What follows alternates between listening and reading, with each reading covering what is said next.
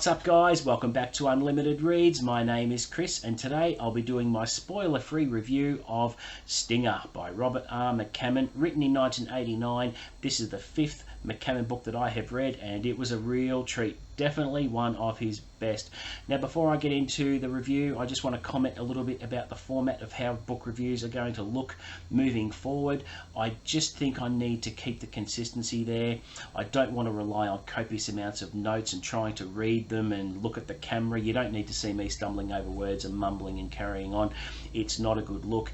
Instead, what I've opted to do is ask myself a series of tag questions. So about 8 or 9 questions per book that I review, so that I can give you enough information about what I think about a book, and it should make things flow a lot more smoothly. So yeah, let's get into this review.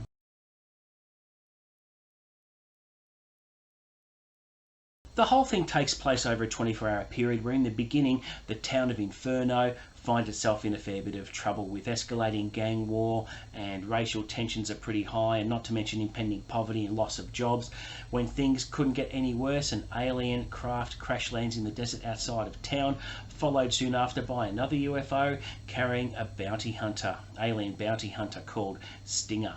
His mission is to find and capture the entity he calls the Guardian, and ultimately it's up to the locals to set aside their differences and try and work together to defeat this frightening alien who has vastly superior technology at his disposal. It's really frightening, and you know, the people who have been feuding and fighting, and particularly the young gang members from either side of the border, where Inferno is the town above the river, and on the other side of the river is a town called Border Town.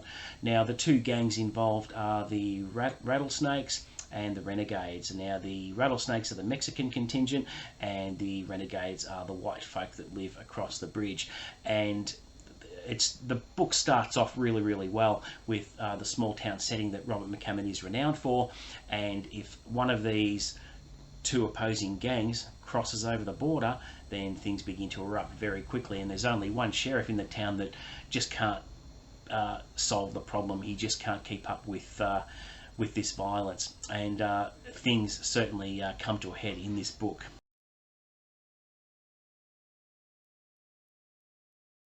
I really like how McCammon captured small town life. He does that really well, and he did that brilliantly in Boy's Life, and it's one of the facets of his writing that really drew me in and made me enjoy his writing. I really got some S.E. Hinton vibes at the start of the book with the gang wars and the fighting.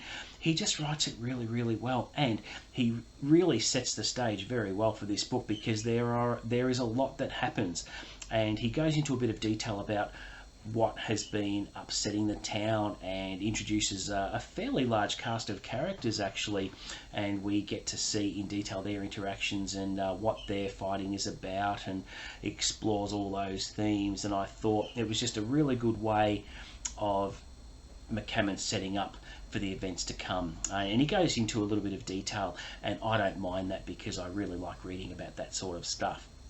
But I think how he describes Stinger as the alien, he has created a really original entity.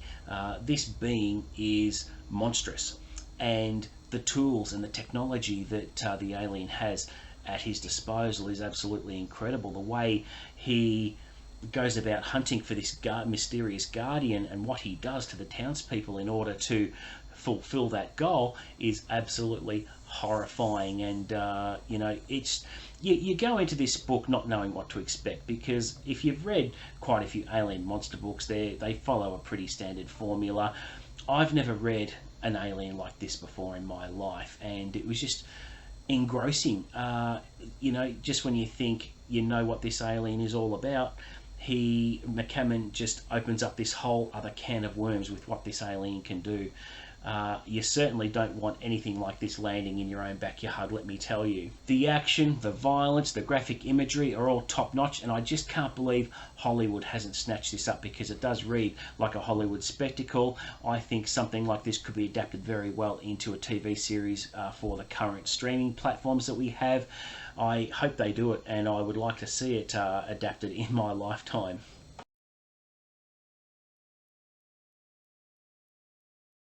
No single character stood out for me because the cast of characters was pretty large and they all got equal amounts of screen time, so it was really hard to pick one out. But if I was to pick one, I would pick Ray, Stevie's older brother, nicknamed X-Ray, who survives a pretty bad beating, and he, for a geeky little kid, he just has a lot of guts, and I found that trait pretty admirable because he does put up with a lot. But apart from that, all the characters were great in my opinion. They all had an equal amount of page time, so it was pretty hard to pick one particular character as a favourite.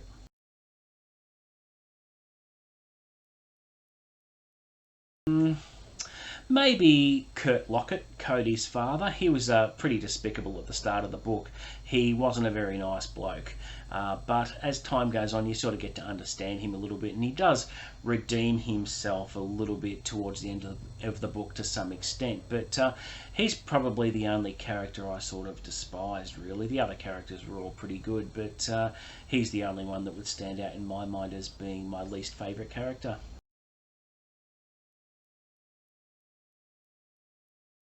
It was a nice meaty book of 576 pages. Not a word is wasted. McCammon is really good at word economy. I think the length was just about right.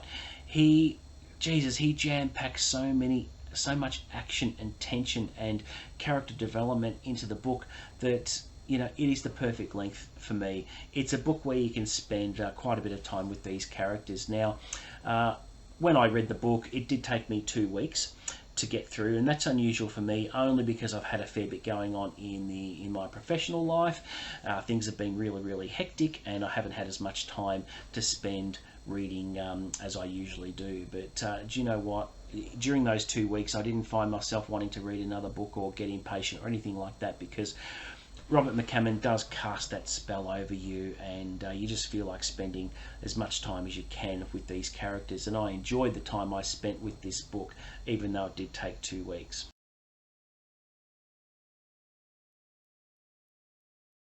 Well, you know, it's pretty retro. You've got the gold raised lettering here, which 80s horror books are renowned for. It's got a really cool picture of Stinger's tail, with the way Robert McCammon describes Stinger is just unreal, guys. You know, going into the book, you don't know what to expect, and there is surprise after surprise after surprise.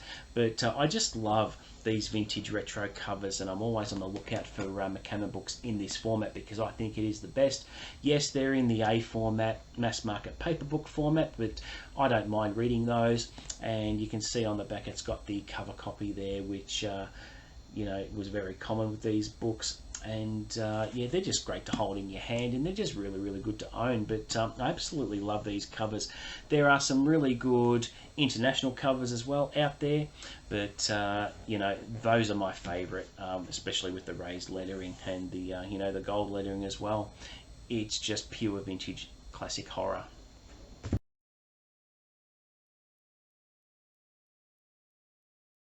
At times, the book did make me feel a little bit squeamish.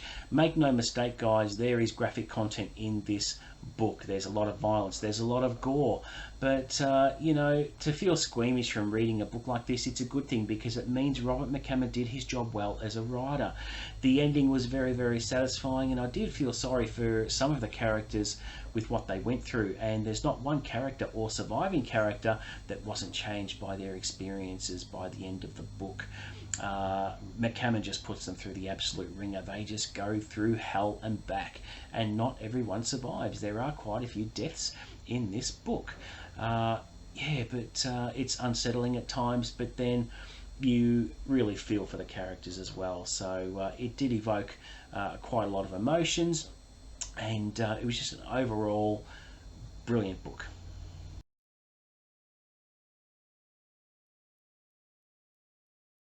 Look, it's very well written. It's very cinematic in style. It reads like a Hollywood movie. It has one of the most original aliens I've ever read about in a book ever. And with this one, McCammon is 5 for 5 for me. The fifth book I've read, the fifth book I've loved, and for me, it's going to be Mystery Walk. is the next McCammon book I'm going to read in the coming months, which will come sooner rather than later. I might even squeeze it in for next month. We'll just see how it goes. But that one, whatever I read next, will be reviewed on the channel, spoiler free. So watch out for that one. Now, coming up next on the channel, I'll be giving my first review of my Agatha Christie reading project with the very first Hercule Poirot book, The Mysterious Affair at Styles. So I'm really pleased to kick off that project. I'm having a great time with it. And, you know, I finished the book yesterday, so I've still got to write up some notes there and just think about it a bit more before I give my review. But it's certainly on its way early to mid next week, so watch out for that one. Also, coming up on the channel, I'm really excited to announce that I have another guest author coming on the channel, none other than the master of the up-all-night thriller, T.M. Logan. If you know who T.M. Logan is, he's a brilliant thriller writer from the UK. He has a book coming out next month called The Mother. He's written The Curfew, The Catch, The Holiday. Just on that, The Catch is made into a TV series that they're filming now, or they have finished filming. I'm not quite sure where it's at. And his first novel, Lies, is what drew me into his writing, and I am lucky to have him live and exclusive on the channel next weekend, the 25th of Feb London time. So if you want to join into that live chat, please do. Just be sure to check your local time zone. Here in Australia, it will be at about 9 AM, I think. Don't quote me on that, but pretty soon I will have the link up on the channel so that you can actually put it in your calendars and get alerted to when it starts. I'll probably do that in the next couple of days. And yeah, it's just so exciting to have another author on the channel. And in March, I've got McCammon coming on as well, and he is a series contributor to the Jack Ryan series. He has written also his two other series characters as well. I can't wait to talk to him about the Jack Ryan books and much more. So I'm developing a real roster of authors, and you know, I did ask for Dean Koontz to come on, and that was a long shot. But I was told by his publicist, no, he's on deadline, he can't do it. But she didn't say never. So we'll see how that goes. But there you go, guys. Thank you for watching my review. Please let me know in the comments below if you've read Stinger and what you think of it. As always, please offer up any feedback as well. And don't forget to like and subscribe. And until next time, guys, I'll see you later.